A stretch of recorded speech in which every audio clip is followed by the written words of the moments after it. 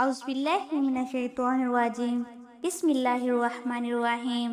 محترم ناظرین کرام، السلام علیکم ورحمۃ اللہ وبرکاتہ۔ اگر آپ حاملہ ہیں یا آپ کے گھر میں کوئی حاملہ خاتون موجود ہے تو آج کی یہ ویڈیو آخر تک ضرور دیکھیں، کیونکہ چاند گرہن کے بارے میں بہت سی باتیں مشہور ہیں۔ لوگ کہتے ہیں کہ گرہن کے وقت حاملہ عورت باہر نہ نکلے، چاقو نہ استعمال کرے، کچھ نہ کاٹے، ورنہ بچے پر اثر پڑتا ہے۔ لیکن کیا واقعی اسلام میں ایسا ہے؟ آئیے جانتے ہیں قرآن و سنت کی روشنی میں۔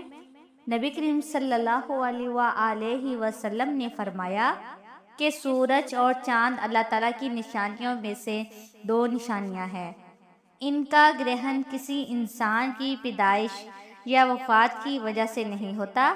جب گرہن ہو تو اللہ کو یاد کرو، نماز پڑھو، دعا کرو اور استغفار کرو۔ اس کا مطلب یہ ہے کہ اسلام نے گرہن کو عبادت اور اللہ کی یاد کا موقع بنایا ہے تاکہ لوگ توہمات سے بچیں اور صحیح اسلامی تعلیمات تک پہنچ سکیں۔